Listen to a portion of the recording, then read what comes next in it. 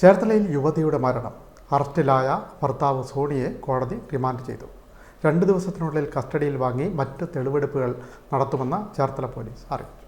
ചേർത്തല മനോരമ കവലയ്ക്ക് കിഴക്കുവശത്ത് പണ്ടകശാലപ്പറമ്പിൽ സോണിയുടെ ഭാര്യ VG സജിയുടെ മരണത്തിൽ ഭർത്താവ് സോണിക്കെതിരെ മനഃപൂർവ്വമല്ലാത്ത നരഹത്യയ്ക്കാണ് ചേർത്തല പോലീസ് കേസെടുത്തത്. സജിയുടെ തലയ്ക്ക് പിന്നിലേറ്റ ക്ഷതവും ആന്തരിക രക്തസ്രാവവുമാണ് മരണകാരണമെന്ന പോസ്റ്റ്മോർട്ടം റിപ്പോർട്ട് ലഭിച്ചതിനെ തുടർന്നാണ് മനഃപൂർവ്വമല്ലാത്ത നരഹത്യയ്ക്ക് കേസെടുത്തത്. സോണിയുടെ അറസ്റ്റ് രേഖപ്പെടുത്തി. മറ്റ് നടപടികൾ പൂർത്തിയാക്കി വ്യാഴാഴ്ച രാത്രി തന്നെ സോണിയെ കോടതിയിൽ ഹാജരാക്കി റിമാൻഡ് ചെയ്തു. കഴിഞ്ഞ മാസം 8-ാം തീയതിയാണ് തലയ്ക്ക് ഗുരുതര പരിക്കുകളോടെ സജിയെ വണ്ടാനം മെഡിക്കൽ കോളേജ് ആശുപത്രിയിൽ പ്രവേശിപ്പിച്ചത്. വീടിനകത്ത് കാൽ വഴുതി വീണ് പരിക്കേറ്റതാണെന്നാണ് ആശുപത്രിയിൽ പറഞ്ഞിരുന്നത്. ചികിത്സയിലിരിക്കെ 1 മാസം കഴിഞ്ഞ ഫെബ്രുവരി 9 ഞായറാഴ്ച സജി മരണപ്പെട്ടു. സംസ്കാര ചടങ്ങുകൾക്ക് ശേഷമാണ് 19-കാരിയായ മകൾ ചേർത്തല പോലീസിൽ പരാതി നൽകിയത്. തുടർന്ന് ബുധനാഴ്ച വൈകിട്ട് മൃതദേഹം കല്ലറയിൽ നിന്ന് പുറത്തെടുത്തു.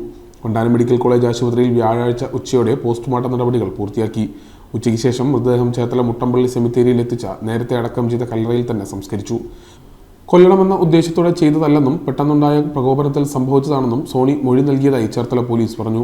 2 ദിവസത്തിനുള്ളിൽ സോണിയെ കസ്റ്റഡിയിൽ വാങ്ങി മറ്റ് തെളിവുകൾ ശേഖരിച്ച തുടർ നടപടി സ്വീകരിക്കുമെന്ന് ചേർത്തല CI G. അരുൺ പറഞ്ഞു.